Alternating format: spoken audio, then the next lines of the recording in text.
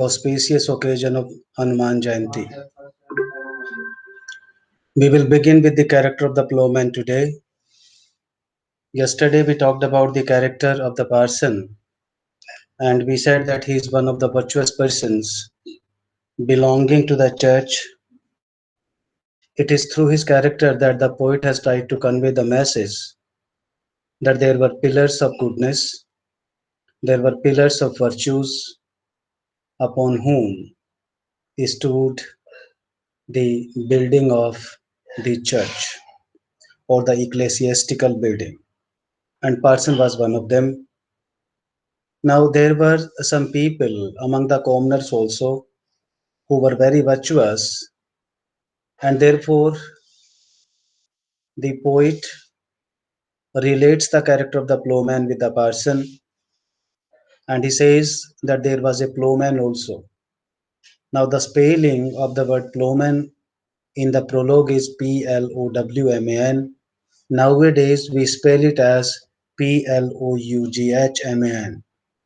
Now, he is one of the commoners, and the poet, by establishing a relationship of him with the person, has tried to convey the message that he was as virtuous as the person, the only difference being that the person belonged to the field of church, whereas this plowman was the commoner.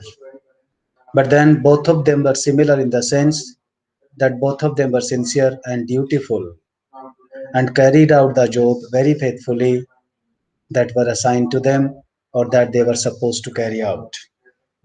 Now I begin the character of the plowman. With him there was a plowman, was his brother, and the poet says that there was a plowman also in our company, and he was the brother of the parson. That had eclaired of dong full many of our father, and the poet says that he was a hard worker, and therefore what he would do, he would hold very many a cart load of dung. Means he would clean the things on his own, and in order to make the field fertile, he will take cart loads of the dung and will pour them into the field so that they may become fertile and provide good yields. A true swinker and a good was he, then the poet says that he was swinker means hard worker. He was very hard worker and he was very good. Living in peace and perfect charity, he was the person who was living in peace and perfect love. Perfect love means he would love everyone. He would love everyone. God loved he best with all his whole heart.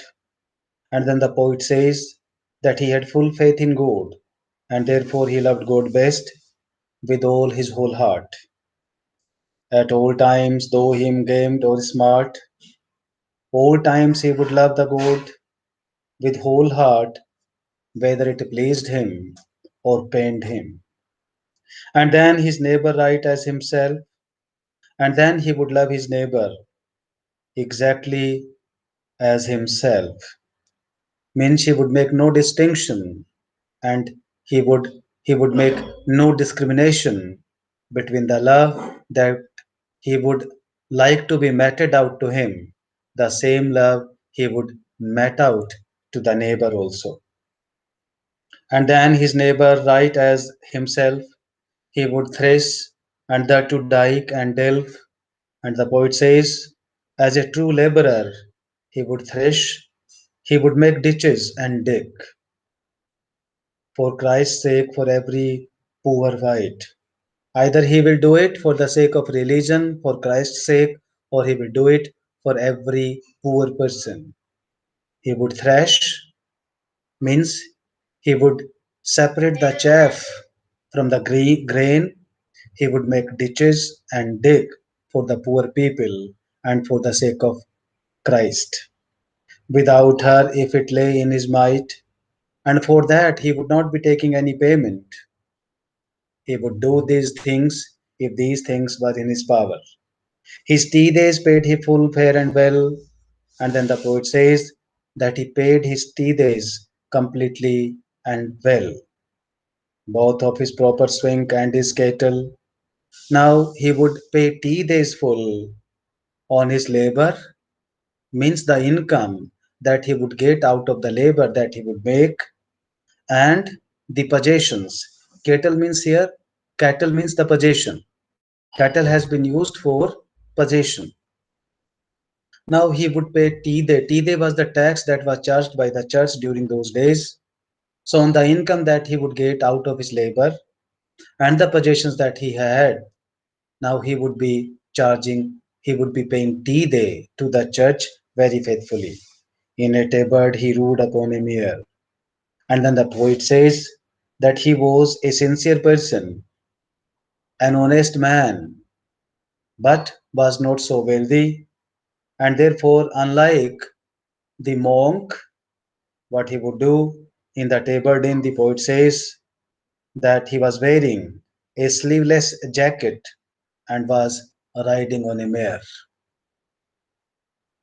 After having now you look by establishing a relationship of the plowman with the person, the poet has tried to convey the message that he was as honest as the person, he was as sincere as the person, he was as dutiful as the person. Now, after having talked about the plowman, the poet comes to the class of the reeve. He says, the reeve, the miller, the sumner, and the partner.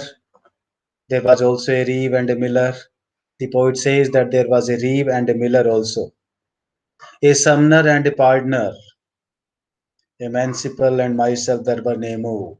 And then he says, there was a mancipal also, and myself, mean the narrator, and there was nobody else. Now, before I go ahead, let me tell you that during the 14th century, two new classes emerged. One was the intellectual class, and the other one was the mercantile class. In the intellectual class was included the clerk, and in the mercantile class was included the cook, the shipman, the reeve, the merchant, and the wife of Bath. These are the prominent characters who have been taken from the mercantile class, and from the intellectual class, it is the clerk who have been depicted, who have been given a space in the portrait gallery of the prologue.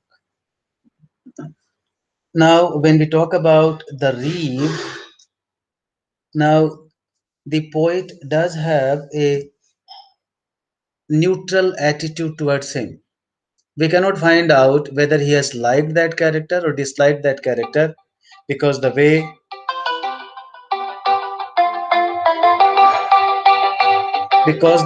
he is making use of the phraseology, the way he is making use of the phraseology, it shows that he does not have any contempt, neither has he got any liking for the reeve, and he describes him as he sees him.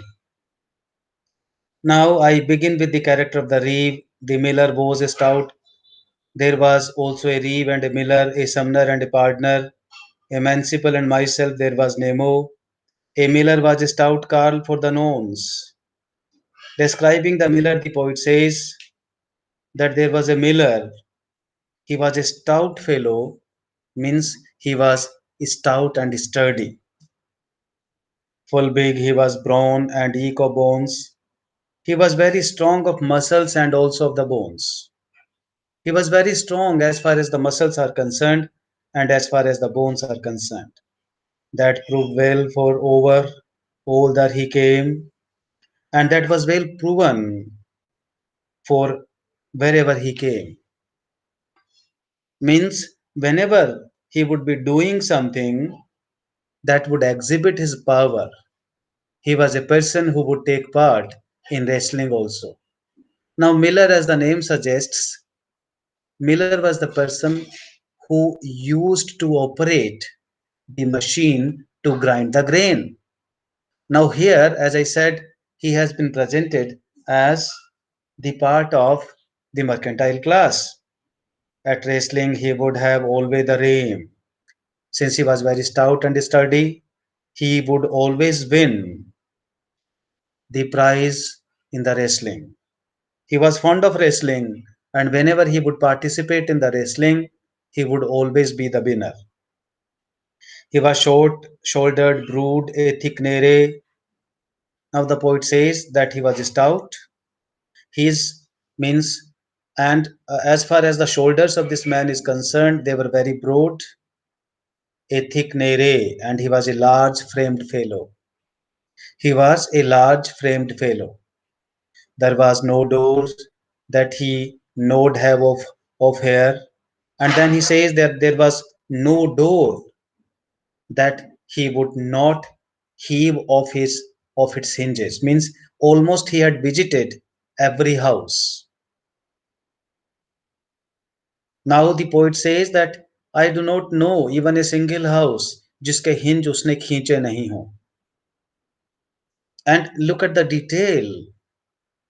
The way the poet is trying to describe, it seems as if he has seen everything, and thereby the description becomes very realistic.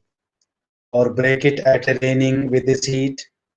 Or the poet says that he might have broken the hinges by running it at with his head. Means he might have broken into that house and must have broken the hinges of that house. So the poet says that almost he considered his right to enter almost every house, and therefore he says that I do not know even a single house where he has not gone. There was no door that he knowed have of hair, and then the poet says that there was no door that he would not have he would not have left the hinges of that house, or either or break it with his head. His beard as any show or fox was red, and then the poet says that his beard was red as any show or fox. His beard was red as any show or fox, and that too broad as though it were a spade. And then the poet says that his beard was as broad as a spade.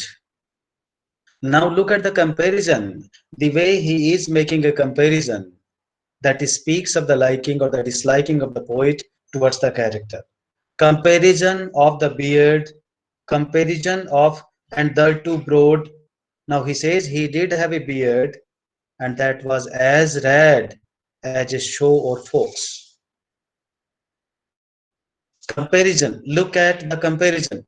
The show means the pig and fox. He says that the beard was as red as the color of a fox or a sow, a pig. And then he says that it was as broad as a spade. Now look at the comparison, and the comparison will bring the idea that the poet does not have the liking for this character.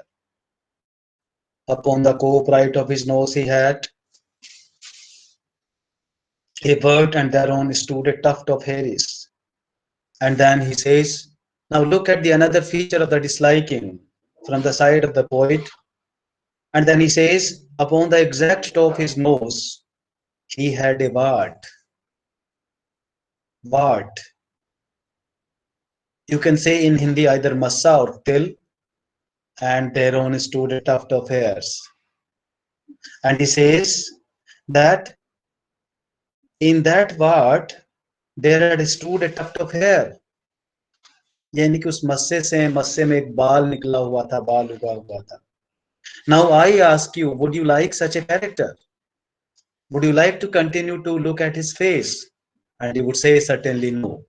So by making the character appear despicable, the poet has conveyed his own message also. And in some of the characters, it is the appearance that conveys the reality also. And this is very true about the character of the miller. Read as the bristles of a sober Aries, and then the poet says that this tuft of hair was as red as the bristles of the sow's ears. Again, making a very bad comparison, and he says that the bristles, that the tuft of hair was as red as the bristles of the sow's ears. Sows means the pig's ears. His nostrils black, wert, and white, and his nostrils were black and white. A sword and a buckler bore he by his side, and he bore a sword and a buckler by his side. His mouth as great was as a great furnace, and his mouth was as large as a large furnace. Furnace in Hindi we call a big hearth, bhatti. He was a jangler and a goldier. And then the poet says that his mouth was always full. He did have a loud mouth, means he would keep talking about all the time. He was a loud mouth and a buffoon. Goldillius means buffoon. He was a loud mouth, means he would talk so much. And all these things were related to buffoonery. And that was most of sin and harlotries. And then he says that whatever the buffoonery that he would talk about, either they were related to sin or the deeds of harlotry. Now, such a person you will not like. So here the poet is almost clear in conveying his hatred, in conveying his disliking for the character. Where could he steal corn and toll thrice? Now look at the morality of this character. Now the poet says that he did not only commit the sin and committed harlotry, but he also well knew how to steal the corn and take payment 3 times. And this is how he would be cheating the people. How he would cheat, he would be stealing the corn and he would be taking payment as many times as thrice for a single transaction. And yet he had a throne of gold party. And yet the poet says that he had a thumb of gold.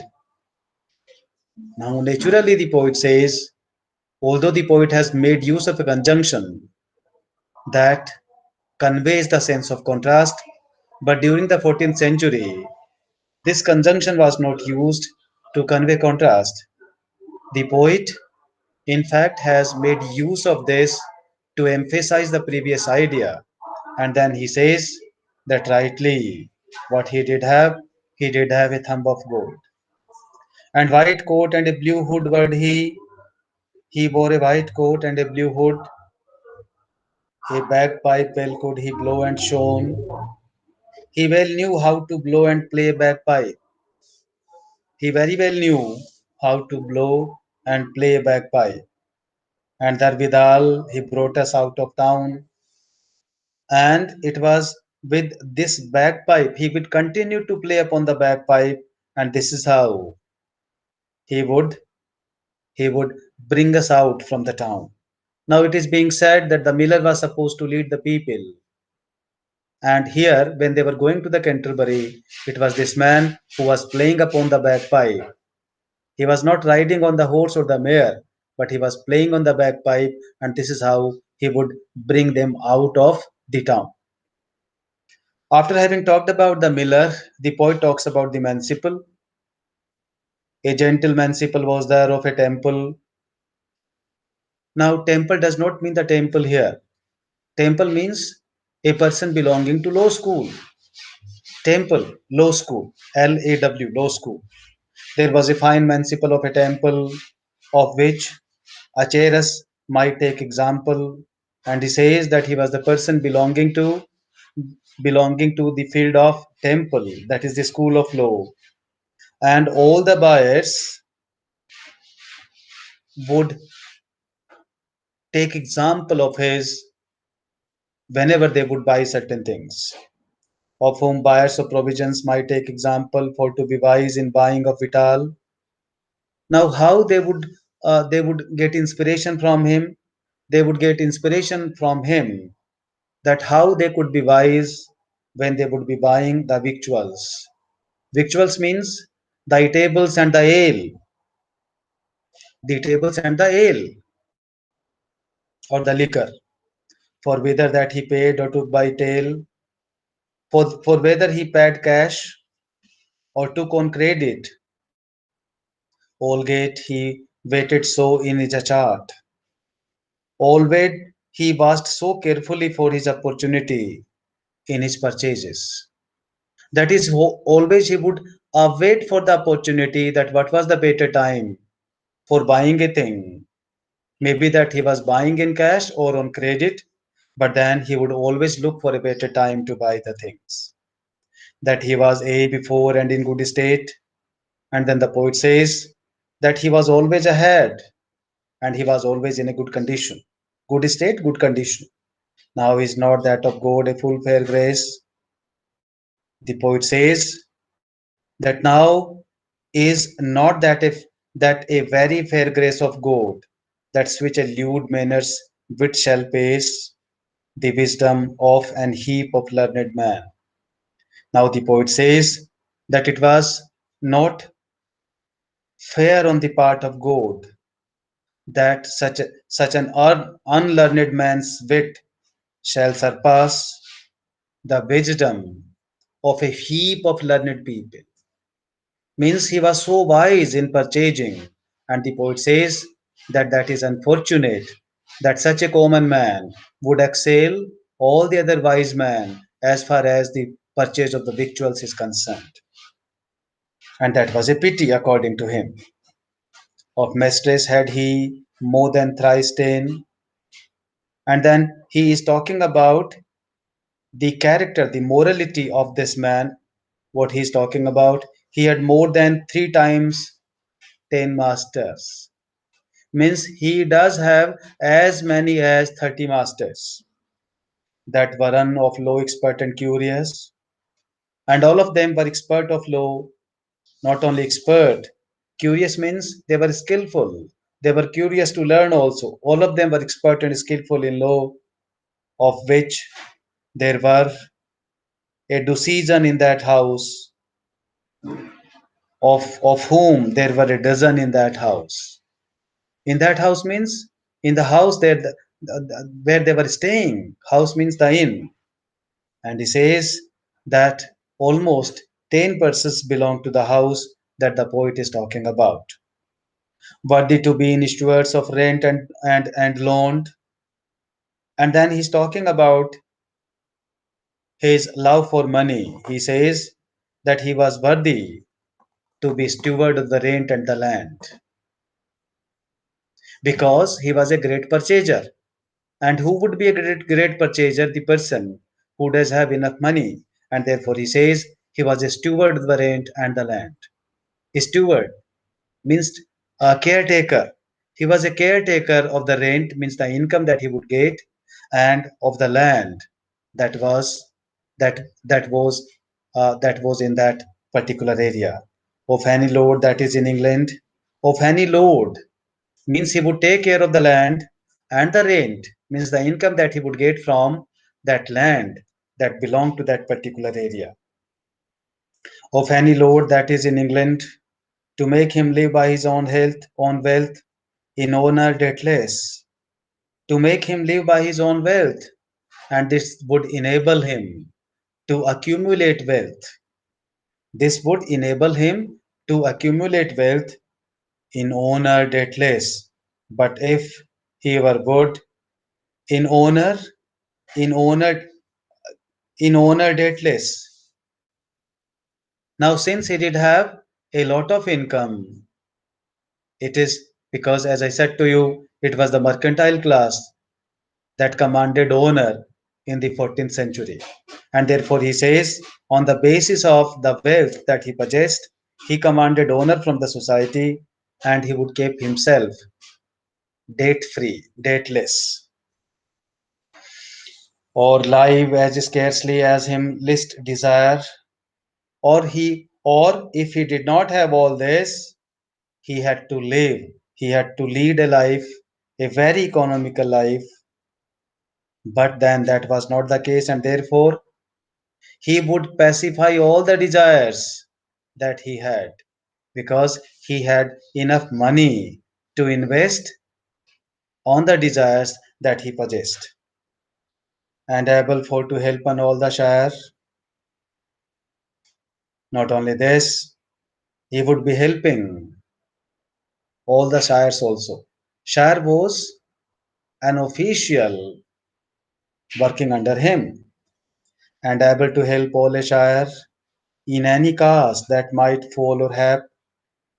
In any cause means in any emergency that might occur or happen to him. He would be helping and every shire in the case of emergency. If an emergency had befallen him, he would be helping him. And yet his manciple set her alar cap.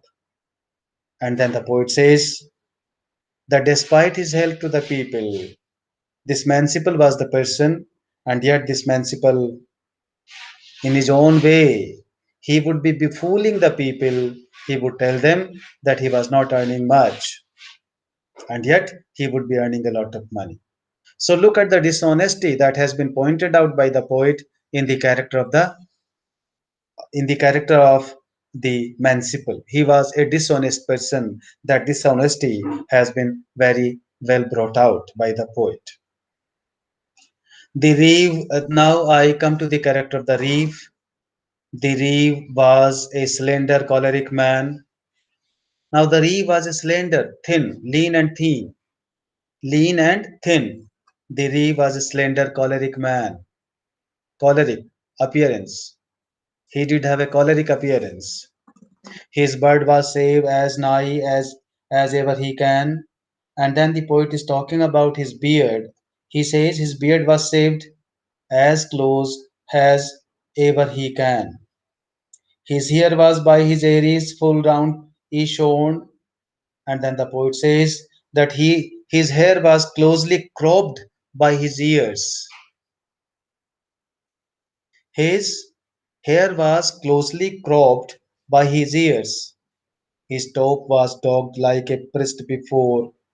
The top of his head in front was cut short like a priest. Look at the way he's trying to describe the appearance of the reed. Full long were his leg and full lean. The poet says that his legs were very long, but they were very lean. Like a staff means a stick. Now look at the comparison. The legs were like a stick. There were no calf to be seen. Means there was no skin that could be seen on the legs. Well could he keep a garner and a vine, and then the poet says that he knew how to keep well a granary and a storage. Means he did have a storage, he did have a granary also where he would store the grains. There was no auditor could own him when. Now the poet says that in the whole town, no auditor could win him. He was a great auditor of his time.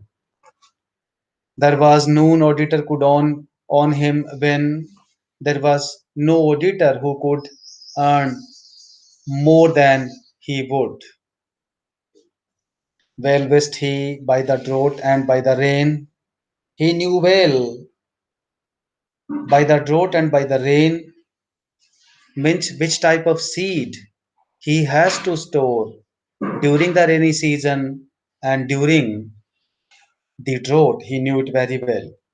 The yielding of his seed and of his grain, the yield of his seed and of his grain, his lordship, his need, his dairy. He also knew about what type of ship he had to keep, what cattle he had to keep in his possession, or what type of dairy cows, or what else he had to keep in his herd.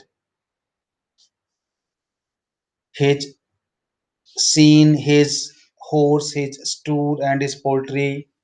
Seen means swine, horse means horses, his stool means his livestock, and poultry means poultry, Poultry.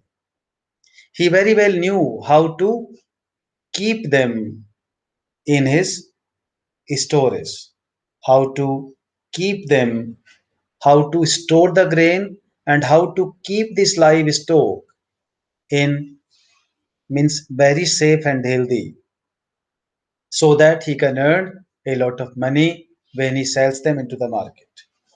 Was Hully in his reeves governing?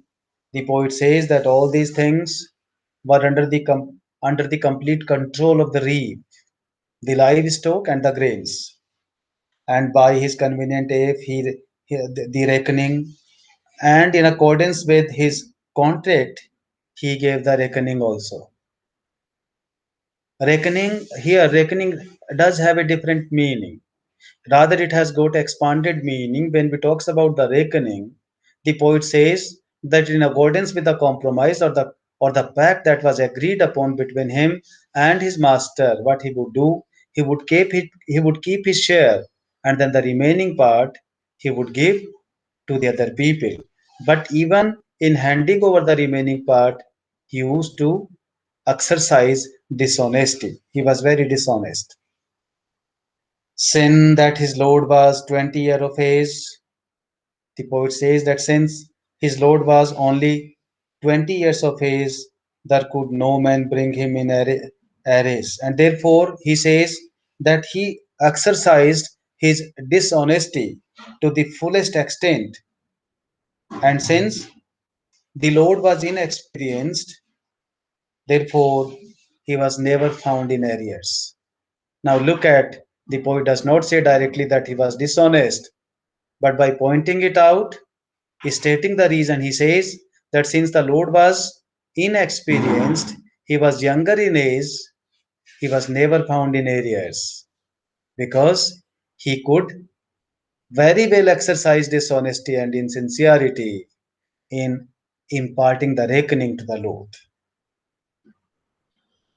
There was Darnest belief, ne heard, nor other hind. There was no farm manager, no herdsman, no other servant that he knew his slate and his whose trickery and treachery he did not know. Means he was aware of every trick and the treachery that was committed by the farm manager, by the herdsman, and the other people who were working under him. They were dread of him, and as of the death, the poet says that they were as afraid of him as they were of death or or the pandemic or epidemic. His warning was full fair upon, and he, the poet says, that as far as the dwelling of this gentleman is concerned, it was nicely situated on a heath. Nicely situated on a heath means he did have a good house to stay at. His warning was full fair upon an heath. Warning means dwelling. Heath means heath, Heath. With green teens, shadowed was his place. And then the poet says that his dwelling was shaded by green trees. Means he did have a farmhouse. He could better than his lord purchase. He could buy property better than his lord could. Means he was more affluent even than his lord.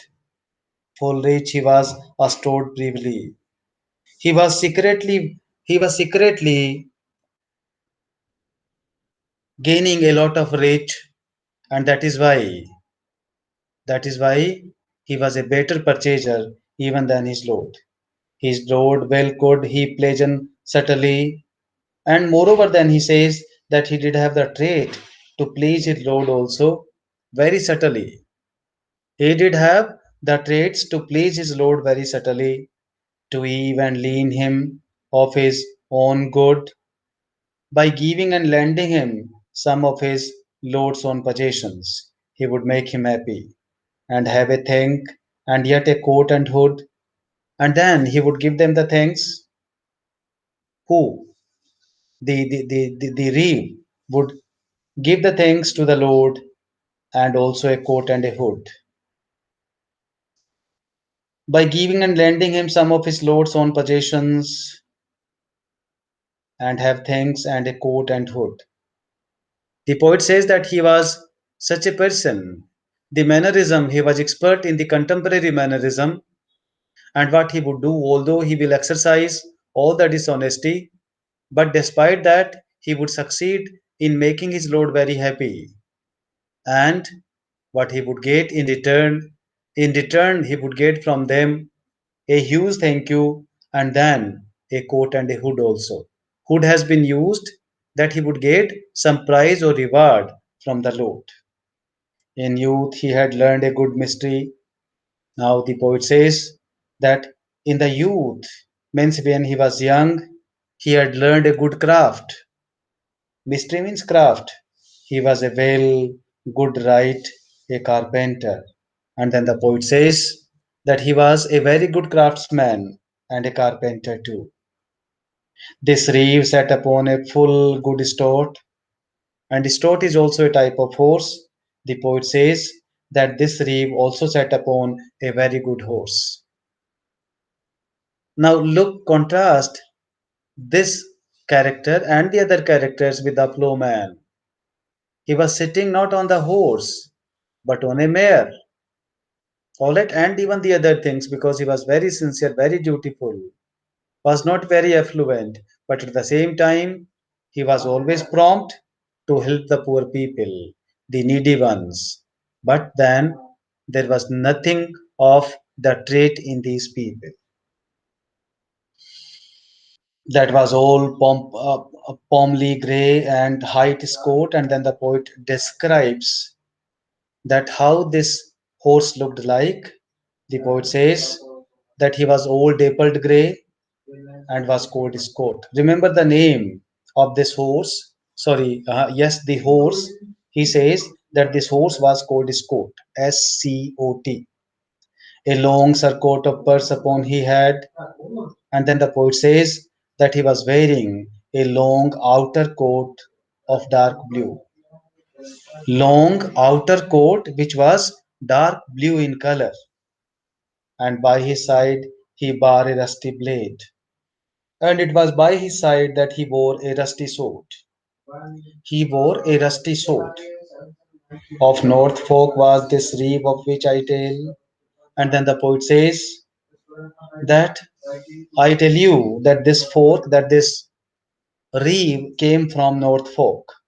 Norfolk is the name of a town. Beside a town, Manclepen, Bladeswell. And the poet says that this town, Norfolk, was located by the town which the people called Boatswell. Tugged as he was is a free about, and then the poet says that he had his coat hitched up and belted like a friar. He had got his coat hitched up and belted like a friar, and every he rode the hinderest of our route. And the poet says, and ever he rode as the last of our company. He was the person who was the last one. He was the last pilgrim in the procession. And here the character of the reeve ends. After that, he's talking about the two characters who were supposed to be most insincere, corrupt, lecherous, and vicious. They are just in contrast of the parson and the plowman who have been depicted earlier. A summoner was there with us in that place. The poet says that there was a summoner also with us in that place that had a fire reed cherubim's face, and the poet says that he had a fire red cherubim's face. Now look at the way he is describing the appearance. Now, before I go ahead, let me talk about the role that the summoner would play. The summoner, whenever the confessions were held, he was the person who would call the people for the confession. And the poet says that this person would summon them and would be taking a lot of money from them. And he would say that if a person has given enough money to him, he has repented well. Now, this is how he has been depicted as a person who had completely defiled the ecclesiastical setup that had a fiery cherubim's face. He did have a face that was fire red like the cherubims. For so slim he was with eye narrow. Then the poet says that there were pimples on his face all around and it was discolored. And his eyes were also swollen. He did have the swollen eyelids. As hot he was and lecherous as his pro, and he was as hot and lecherous as his pro, he was as hot and lecherous as a sparrow, with scaled brows, black and piled bird. Now the poet is talking about the beard of this summoner. He says that his beard was black, scaby. Now scaby beard you will not like, with hair fallen out. With hair fallen out means he is telling us that the hairs have come out here and there in the beard. It was not properly maintained. With scaled brows, black and piled beard, of his visage children were afraid. The poet says that the children were afraid of his face. Visage means face. Their Darnase, quicksilver, letarge, knee brimstone. There was no mercury, lead monoxide, nor sulfur. Boras, cerus, ni oil of tart noon, neither borax, nor white lead, nor any oil of tartar, ni ointment that would cleanse and bright. There was no ointment that would cleanse and burn, that he might help of his whelks white, that could cure him of his white pustules. The poet says that there was no remedy that could make his face better. There were pimples, and even the face was discolored. And then the poet, at length, he describes all the remedies, means the things which are applied to make the face beautiful. He says that even if you apply all these things, his face cannot become beautiful. And thereby, the meaning that he wanted to convey is, what is the meaning? The meaning is that the person who are internally bad, internally vicious, cannot be apparently virtuous.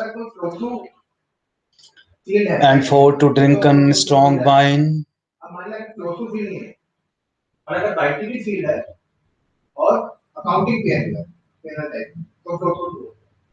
nor of the knobs sitting on his cheeks.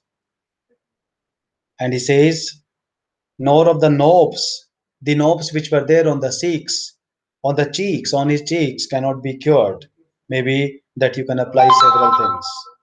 Well loved he garlic, despite his being an ecclesiastical figure, he very well loved the garlic, onions, and the leeks,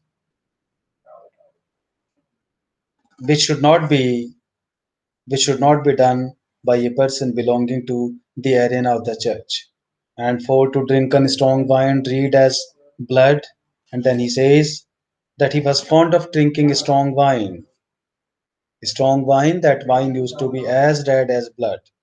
Then would he speak and cry as he were would. And after having taken the strong wine, what he will do? He would speak and cry out as if he had gone crazy. And when that he well drunken had the wine, and when he had drunk deeply of the wine, then would he speak no word but Latin. After that he would speak no other word but Latin only. Because Latin was supposed to be the language of the ecclesiastical language, the language that commanded respect in the society, and that was supposed to be the language of the aristocracy. A few terms had he, two or three. He had a few legal terms, and he says perhaps two or three that he had learned out of some decree, and these words he had learned out of some text of ecclesiastical law, because he was supposed to be there in every confession, and thereby he has picked up certain words from the court of law. And the poet says that although these words were not more than two or three, no wonder is he heard it all the day. And then the poet says that this is there is no wonder, that there is no surprise that he knew them, because he used to hear them all the day. And ye know well how that a J, and also you know well how a J, look at the comparison, how a J can clap and vote as well as can the Pope. How a J can call out Voltaire as well as the Pope can. The poet says that there is no comparison. A Voltaire cannot call out, cannot do the things in the same way as a Pope can. But whoso could in other thing him grope, but whoever knew how to examine him in other matters, then had he spent all his philosophy, he had used up all his learning, ache was awkward, would he cry, and all the time what he would do means, the poet says that the persons who lived in his company, they very well knew him, and all the time he would say, the question is, what point of the law applies here? In every summoning, in every confession, he would cry out, he would put the question, let me know the point of law that applies here. He was a gentle harlot and a kind. The poet harlot means rascal. The poem says that he was a rascal, but a kind one. A better fellow should man not find, a person will not find a better man than him. And look at the pun that these sentences carry, and this pun gives rise to irony. The poet is trying to say that I don't think that there was any person who can be termed as worse than him in the whole town.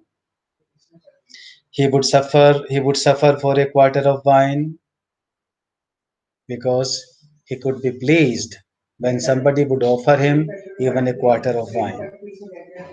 He would suffer for a quart of wine, a good fellow to have his concubine, and then he was a good fellow to have his concubine, because the poet says that he was a rascal, he was a harlot.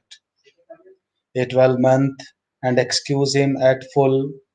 He would keep the concubine for 12 months and then excuse him completely. Excuse him completely means that he would say that you do not belong to him at all. Full privily a finch, eke could he full, and then the poet goes on to say, secretly he also knew how to pull off a clever trick. He could pull off a clever trick also, means he was very cunning. And if he found over a good fellow, the poet wants to say that if he found anywhere a good fellow, he would teach him to have none o. What he would do, he would teach him to have no fear, no awe, in such case of the Irsegdenes curse, because he would if there was anyone who was afraid of excommunication, he would tell them not to be fearful, because he would tell them, but if man's soul were in his purse, because he believed in the fact, he would tell those people who were afraid of excommunication, he would tell them that the soul of a man lies in his purse, for in his purse he should he punished be. For in his purse, because the soul of a person lies in the purse, and therefore he would be punished by the purse. In other words, the poet wants to say that he could save himself from excommunication by paying in plenty to the summoner. For in his purse he should e punished he be. Purse is the erectance hell. He would say that purse is the hell for the church or the church authorities. But well I would he laid right in deceit. But well the narrator says, but well I know he lied right certainly. He was speaking a lie because nobody's soul lies in the purse. Of cursing ought each guilty man him dread. Each guilty man ought to be afraid of excommunication. And therefore, when he would say that they need not be afraid of excommunication, the poet says, I do not agree with that statement of the summoner. For excommunication will slay just as forgiveness saves. He says that it is the excommunication. The narrator says that the excommunication slays a person, whereas forgiveness saves him. And therefore, everybody needs to be afraid of excommunication. And he says that they need not be afraid of excommunication because the soul of a person lies in the purse, and therefore, if he could pay money, he could safeguard himself from that punishment of excommunication.